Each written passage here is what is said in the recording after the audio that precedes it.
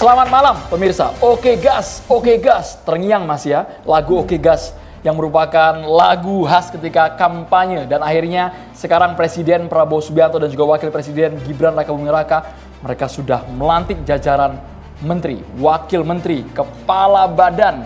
Hingga tadi pagi ada sekitar 7 utusan khusus presiden yang juga dilantik di istana. Secara jumlah kuantiti jauh lebih besar, bahkan kabarnya ini dalam sejarah Republik Indonesia ini merupakan kabinet terbesar dengan julukan Kabinet Merah Putih. Kabinet gemoy, ada juga yang bicara seperti itu. Intinya adalah kita lihat dengan jumlah yang begitu banyak di kursi menteri, apakah ini indikasi kemudian untuk akomodir partai politik atau justru memang untuk memperkuat negeri. Kita coba akan lihat nanti bagaimana kinerja paling tidak 100 hari pertama dari Kabinet Merah Putih. Tapi yang penting saat ini Kabinet Merah Putih sudah siap. Oke gas, kita akan bahas tuntas di Catatan Demokrasi bersama dengan sejumlah narasumber kami. Kami pun juga melibatkan nanti mahasiswa dari UPN Jakarta. Kami yakin mahasiswa sudah hafal kan nama-nama menteri. Apa namanya? Menteri, wakil menteri udah hafal sebagian. Karena secara total akumulasi kami itu ada 109 menteri, wakil menteri dan juga kepala badan. Tugasnya sekarang ngapalin nama menteri. Persis, apalagi secara nomenklatur banyak juga yang dipecah. Ada yang tadi kementerian hanya satu saja, tiba-tiba sekarang jadi 3. Kementerian Hukum, Kementerian HAM, Kementerian Imigrasi dan Pemasyarakatan. Contohnya salah satunya. Betul, kita coba akan bahas lagi langsung bersama dengan sejumlah narasumber kami sudah hadir di meja Catatan Demokrasi. Kita sapa satu persatu, ada Bang Habibur Rahman, Wakil Ketua Umum Partai Gerindra. Selamat malam, Assalamualaikum. Assalamualaikum, waalaikumsalam. Selamat juga Ketua Komisi saat ini, Ketua Komisi 3. Selamat Bang Habib. Dan yang satu ini juga ini agak panjang sekarang titelnya ya. Ini ada Mas Dede Prayudi, tenaga ahli utama Kantor Komunikasi Kepresidenan. Selamat malam. Selamat malam. Atas jabatan barunya Mas Dede. Terima kasih. Catatannya masih banyak loh Maria. Gitu. Semoga nggak ada limitasi ya nanti pada saat berbicara ya. Dan juga sudah hadir bersama kami ada Prof. Hipnu Nugroho, Guru Besar FH Unsud Purwokerto. Assalamualaikum, selamat malam. Selamat malam, Assalamualaikum warahmatullahi wabarakatuh. Yang kami heran kok narasumber malam hari ini kompak, blazernya warna biru tua gitu ya. Ada Mas Adi Praitno, pengamat politik. Selamat malam Mas Adi Praitno. Malam. Assalamualaikum warahmatullahi wabarakatuh. Waalaikumsalam warahmatullahi wabarakatuh. Ini kebetulan blazernya sama warna dengan Mas Deduki. Sandro, saya nggak ada jas lagi. Kemarin ada 5 warna dibawa semua. Menyembunyikan, kita janjian sebenarnya. Oh janjian. Kode keras nih kayaknya. Dan juga ada Bang Slamet Ginting, pengamat politik dari UNAS. Assalamualaikum, selamat malam Bang Slamet Ginting. Selamat malam, Assalamualaikum warahmatullahi wabarakatuh. Waalaikumsalam warahmatullahi wabarakatuh. Kita langsung ke Bang Slamet Ginting. Ada yang mengatakan ini betul-betul PR yang luar biasa karena target dari pemerintahan Prabowo Gibran dalam 100 hari ke depan ini ditunggu-tunggu oleh publik. Dengan sudah dilantiknya para menteri, wakil menteri, kepala badan, sampai ada istilah utusan khusus presiden. Menurut Bang Slamet, apakah efektif secara kuantiti, secara postur kementerian? Ya, tentu saja publik ingin melihat transformasi di pemerintahan baru Prabowo Subianto. Utamanya tentunya melihat misalnya hal-hal yang harus diperbaiki dari pemerintahan Presiden Jokowi. Misalnya indeks prestasi, indeks korupsi, indeks demokrasi, dan juga kesulitan rakyat untuk mencari lapangan pekerjaan, kesulitan untuk biaya hidup sekarang. Nah itu mestinya menjadi konsentrasi yang menjadi prasyarat untuk membangun itu adalah kehadiran Second Kabinet. Second Kabinet itu tentunya juga kabinet yang mesti diisi oleh orang-orang dengan kemampuan teknis dan profesional di seluruh bidangnya tanpa terpengaruh oleh kalkulasi politik. Dan tadinya saya berpikir bahwa Presiden Prabowo akan mengadopsi cara dari Presiden Soeharto di mana komposisinya sangat second kabinet. Orang-orang profesional ditaruh di bidangnya dan tokoh-tokoh politik memang diberikan tempat, tapi tidak sebanyak itu sehingga sangat efektif. Apalagi Prabowo dengan background militer tentu memahami birokrasi militer itu kecil, efektif, bahkan sebagai orang pasukan khusus sangat spesial sehingga sangat memudahkan untuk pelaksanaan tugas, keberhasilan tugas. Dengan banyaknya komposisi, terutama tadi yang Anda bukakan misalnya staf khusus presiden utusan khusus presiden. Menurut saya komposisinya itu justru sebenarnya bisa dialokasikan misalnya bidang kepemudaan. Kenapa bukan di Kementerian Kepemudaan dan Olahraga? Kemudian utusan agama, kenapa juga tidak di bawah Kementerian Agama? Ini supaya birokrasinya tidak gemoy dan itu membuat tidak efektif. Karena kalau tidak efektif juga maka dalam pengambilan keputusannya sehingga banyak kepentingan banyak yang harus diakomodasi dari kepentingan partai politik. Katanya partai politik siap apapun yang akan dipilih oleh Presiden Prabowo karena ini hak prerogatif Presiden.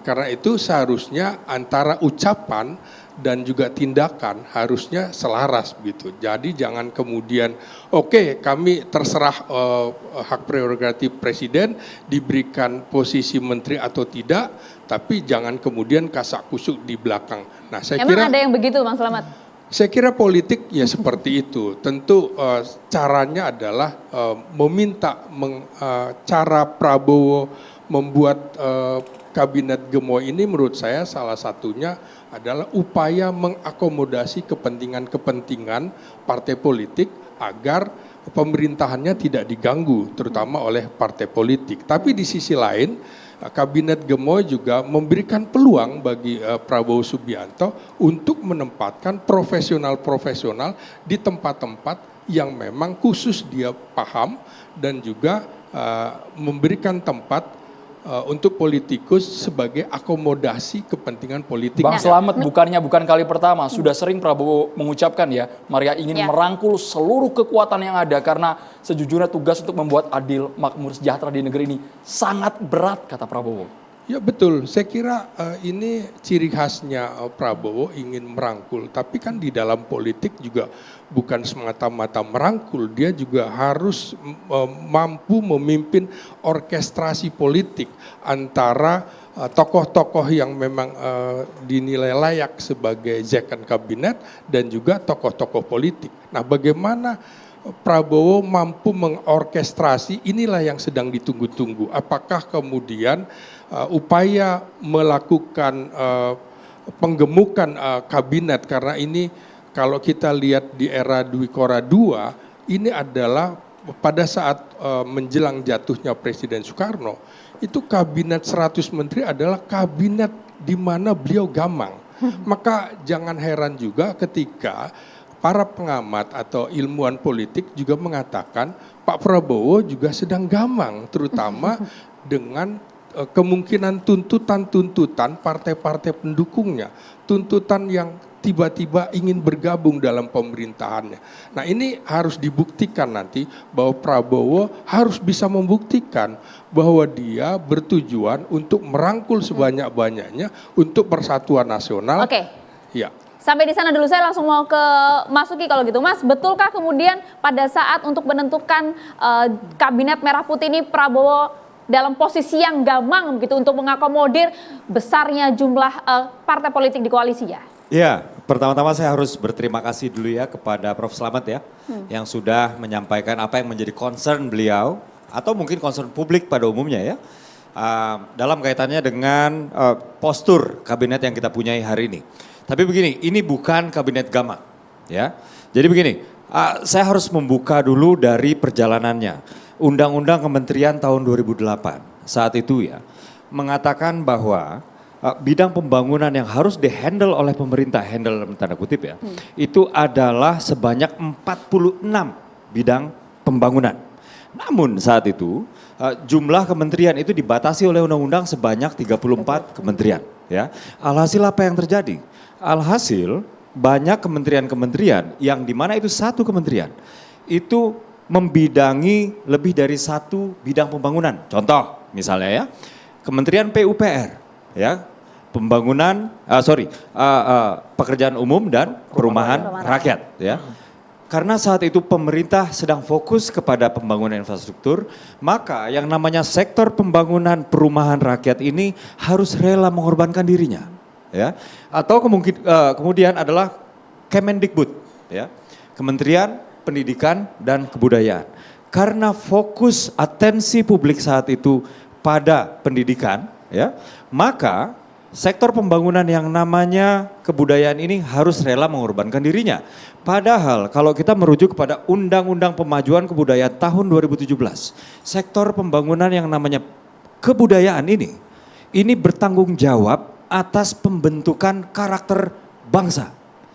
Kalau diberikan tanggung jawab sebesar itu, namun hanya dipimpin oleh seorang dirjen, rasanya ini besar tanggung jawab daripada kewenangan. Tapi kan kalau Gitu. kita lihat filosofinya kan memang untuk memperingkas birokrasi, Mas. Kementerian itu digabungkan. Sebentar.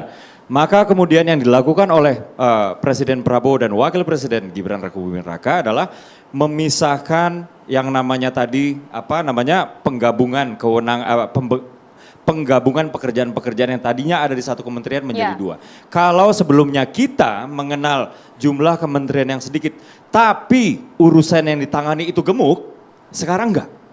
Sekarang kita jumlah kementerian ya 41 menteri sektoral, 7 Menko, 5 badan ya. Kementerian sektor dengan badan kalau digabung itu 46 sesuai dengan bidang pembangunan. Ya, yang digariskan oleh undang-undang. Menko ini adalah urusannya coordinating atau mengkoordinir ya. Itu harapannya apa? Harapannya adalah begini. Kita itu 2045 pilihannya cuma dua, either or. Kalau enggak kita jadi negara maju, maka kita terjerembab di middle income trap. Kalau kita menggunakan cara-cara yang biasa aja, kita akan terjerembab di middle income trap. Kenapa? Karena syarat untuk menjadi negara, jadi tim kami di pemerintahan sudah menghitung.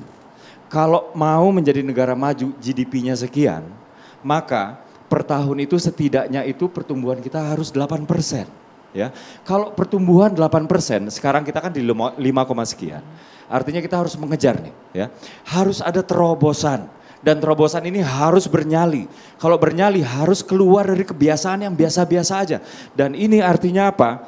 Kita harus percaya diri bahwa setelah ini kesuksesan RI ini berada di segala bidang pembangunan. Pertanyaan selanjutnya Mas Uki, mungkin kementerian bidangnya sudah sangat spesifik. Bang Habibur Rahman juga harus menjawab bagaimana dengan kapasitas dari setiap individu di setiap kementerian tersebut. Apakah punya bensin yang penuh agar gaspol atau malah bensinnya sesat lagi Bang Habibur Rahman? Kita jeda dulu hanya di Catatan Demokrasi pemirsa.